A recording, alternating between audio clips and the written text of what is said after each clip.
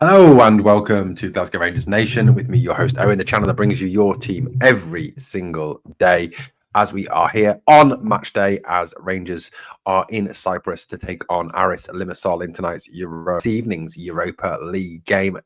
Obviously, this evening, very weird, isn't it, to be playing a game in the evening? I suppose like a normal telly game, isn't it? I suppose over here in Scotland, but it is, of course, a evening game across Limassol. A large number of Rangers fans out there ready to support the boys in Stephen Davis's first game in interim charge. 6:15 kickoff UK time, obviously with the hours difference, or a couple of hours difference between here and Cyprus. We'll obviously get onto that shortly as we talk, obviously build up towards that game tonight. A real, must win for Rangers. I think especially, working towards that game, which is even bigger must win on Saturday against St Mirren in Paisley. And how weird is it to be saying that? So Rangers going into tonight's game still with all the uncertainty around who their next manager will be. We know, obviously, in the interim, it is Stephen Davis, assisted by Alex Ray. We certainly obviously hope that Stephen Davis can go on to be a great success in his time in interim charge of the club. And it was really, good hearing from him today. And I thought he did a fantastic job in the press conference. And for his first go as a Rangers manager, doing a press conference, I thought that he did an exceptional job. And, he has to be congratulated for that. I'm not going to talk about Tav's press conference and what Tav had to say, because I'm fed up of getting just all the abuse about Tav. If you offer an opinion against him, you get slaughtered. If you get I don't know, it's a difficult one at this moment in time. But Stephen Davis did a great job yesterday. Now, there is so much managerial speculation swirling around this club. And, I think it's like I've said it in the past, it's going to come down to who the board decide is the best person to take this club forward. Now, Graham Souness has cast doubt on whether this board have the footballing knowledge or footballing nous to be able to take that decision as to who the best manager is going to be. However, on the contrary argument, you've got a situation where they've got to live and die by this decision. So I suppose it needs to be their decision. Now, Chief Executive Officer James Bisgrove has decided to stay in Glasgow and not travel with the team to Limassol. Reason being, he's working apparently on this management appointment. Now, there's loads of different rumours swirling around in the media, at this present moment in time. One of the biggest rumours going around at this present moment in time is surrounding Kevin Muscat. Now, Kevin Muscat is rumoured to have a interview booked in at some point with Rangers over Zoom. Obviously, Kevin Muscat is out in Japan. So it is rumoured that Rangers are interested to talk to the former Rangers man who is currently the Yokohama Marinos manager. Someone who's felt to be very much in the same sort of vein in terms of the way he plays the game and the ethos that he has towards the game that Ange Postecoglou has. And obviously, he had success across the city with that lot, and is currently having a good amount of success with Spurs, although it's very early days in the English Premier League. It's also been rumoured that if Muscat was to be hired as manager, that Craig Moore would come in alongside him as a director of football. I think, for me, it's almost more important, if Stephen Davis can hold this job down for a number of weeks, for us to appoint a director of football, someone with some football knowledge, someone with some football background, because it looks to me like the board, with the best will in the world, and I don't want to, prejudge any decision that James Bisgrove and John Bennett make, or state that, they're not up to the job, because I don't know them personally. I don't know what they're like at judging football managers. I don't know what they're like at judging footballers. So at the end of the day, I can't cast any aspersions on them. I would just feel a lot more confident if there was someone with some football knowledge in there, someone who had knowledge of, the football side of the business. I've got no doubt that James Bisgrove and John Bennett are exceptional with the financial side of the business, the marketing side of the business, and everything else. That is their bread and butter. That's what they were brought up on doing, on the marketing side of it. However, I just feel that someone who has a football background, someone who has some understanding of the game, someone who has understanding of what makes a team tick and what makes players tick, of how players work, I think would be very beneficial. Now, people have talked about Paul Mitchell, the former Monaco sporting director, has been a potential name, particularly obviously if we were to go for someone like Philippe Clement, who is an ex-Monaco manager. However, it is strongly rumoured that if Jim Ratcliffe manages to take over, take a 25% stake in Manchester United, Paul Mitchell will be installed as the sporting director at Manchester United. Apparently, he has bought a house in the Manchester area. That is the rumour that is currently doing the rounds here in England.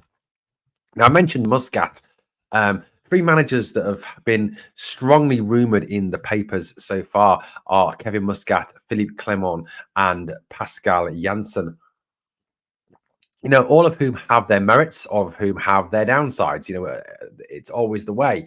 Muscat, I suppose, has that downside of the fact that he's only ever managed in Australia and Japan. But obviously, on the contrary side, you can make that same argument about Postecoglou and look at the success he had. Philippe Clement has been exceptionally successful in Belgium, winning countless league trophies, countless cups, super cups, etc. However, didn't do amazingly in France. Some people say that that his track record and in terms of him as a person, very similar to Paul Le Guen, and obviously Paul Le Guen was very successful in France. However, failed to translate to Scotland and was obviously relieved of his duties. Pascal Janssen is a very solid candidate, 50 years old, AZ Alkmaar. He's got AZ playing some great football, got them competing with the big three in Holland, in Feyenoord, PSV and Ajax. He's someone who's had good success there. However, it does appear that he would be very hard to get out of his contract at this stage because of the fact that AZ do not want to lose him. So that is another one that could be tricky, and I think would involve a big financial compensation package. So the situation is very much have Rangers got that money? Are Rangers willing to pay a big compensation package? That is the issue there. Now, one name that repeatedly keeps coming up is Frank Lampard. Personally, look, if he becomes Rangers manager, I'll back him. Of course I will. But I really hope it isn't him. Frank Lampard for me would be a disastrous appointment. He took Derby from 6th to 6th with some very, very talented players in the squad.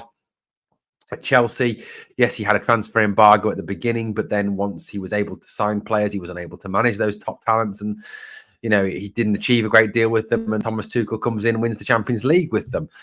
He goes to Everton, has them playing some pretty awful football, has them down the bottom of the league. He gets sacked. Sean Dyche comes in and saves them. Chelsea, his last spell at Chelsea, a 9% win percentage. It's just not acceptable.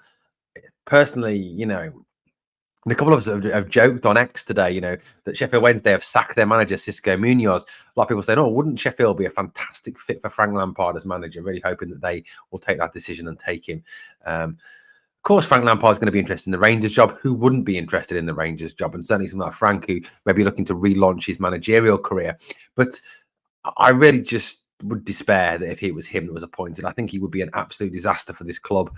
I think he would set us back. I don't think he would close the gap with that lot across the city. I think the gap would open even more if he was to be brought in as manager. And people go, well, you don't know that. Well, I just look back at his track record, and his teams are very disjointed. His teams are not well organised. His teams don't have a particularly great style. If any, he reminds me so much of Michael Beale, and I just think you'd be replacing one Beale with another Beale, but with a different name. So for me, it's a big no on the old Lampard front. I don't want to see him at Rangers. I just think it would be an utter disaster of an appointment, if I'm being wholly honest on that one. Anyway, let's turn our attention to tonight's game against Aris Limassol. Aris are a team that are not going to be any mugs. It is difficult to kind of figure out how Aris will go about the game tonight. If you look at the Sparta Prague game, they went out, they attacked Sparta, they got a lead early on. It was only when Sparta equalised that their heads kind of went down and they kind of not gave up, but kind of failed a little bit. Listening to a Cypriot expert talk about Aris, they seem to have some very talented players in the team. It's interesting, maybe they may send blood from Rangers, given what's happened this week, given the past history, the past of this season, how we've played, and if they've watched us, they may think, this team's here for the taking, and may go out there and try and put one over on Rangers. Obviously, Stephen Davis delivered some excellent news today that both Raskin and Roof are both available. to play a part for Rangers tonight. That's really good news. So, yeah, it's a game that we really do need to be winning, a game that we need to be setting ourselves up on. And yes, I know it's away, and people talk about, well, you've got to win all your home games, and then whatever you get away from is a bonus. But you've got to kind of look at it in terms of the fact that of the 3 away trips that Rangers are going to make in this group, you go to Prague, you go to Sevilla to play and take on Betis, and you go to Limassol to take on Aris. Limassol on paper, and I know football isn't played on paper, the Aris tie away is the easier of the 3. So if you're going to pick up a win, and then win all your home games, 12 points, perhaps a draw somewhere else, how you top the group, which is what you've got to aim to do as Rangers to get ourselves through in this group stage, then this is a game we need to be winning and putting away. And I know we're missing several key players. Obviously, Cantwell is out. Lawrence is out. Dowell is out.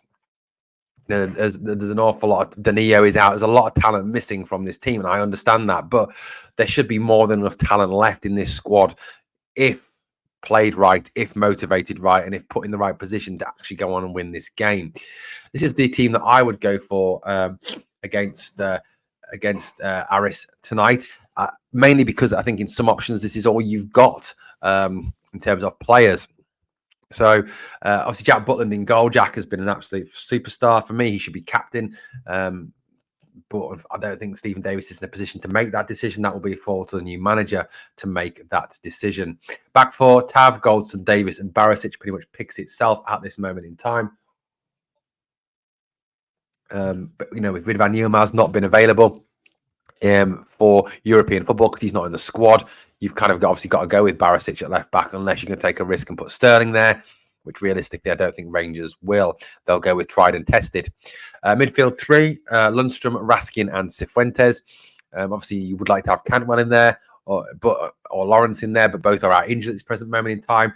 So you've got Lundstrom and Raskin give a very solid base and give Cifuentes a bit more license to get forward and go box to box, which in theory is what he's here for. Look, I get his performances haven't been great. He's let certain games pass him by. Aberdeen, he failed to track his runner. He was poor against Aberdeen. But we've got to push and see whether we really have got a player here or whether it's a player we need to cut our losses on come next summer. Front 3 kind of for me picks itself. Seema to the left, Lammers to the right, Roof through the middle. Lammers and Seema did okay Wednesday night against Livingston, previous Wednesday night. In those positions, Seema has the pace to get out behind people, and Seema hasn't actually been that bad recently, so I wouldn't tie him with the same brush. With Kamar Roof back, I'd look to probably get 50, 60 minutes out of Kamar Roof straight down the middle. I just think with Dessers, you've got to take him out of the firing line at this stage. Zach Lovelace isn't available to play in the Europa League, so you can't play him. Dessers will be on the bench, but I just think with how he is, all it takes is one miss or one bit of bad play, and the fans are going to turn even more against him. And then you're going to give the new manager absolutely zero chance of resurrecting this guy as a Rangers player if he does have a future as a Rangers player. I don't know. If he does look a very poor player. A very poor player. So for me, Kamar Roof has to start up front. I think that's got to be the way forward. Then obviously you could go with Lovelace against St Mirren on Saturday, which obviously is probably the bigger of the 2 games upcoming. A game that we really do need to win, especially as St Mirren are above us in the league table, currently sitting in second and are a decent run of form. So it's a game we can't afford to lose. But tonight's game is another game that it's a chance for Stephen Davis to show what he's got, a chance for Stephen Davis to put his mark on that. And as I said on a previous video, if this team do not run through walls and do not show up for Stephen Davis, then they can leave my club and never darken its doorstep ever again. Well, my prediction tonight, I'm going to go for a 3-1 Rangers victory.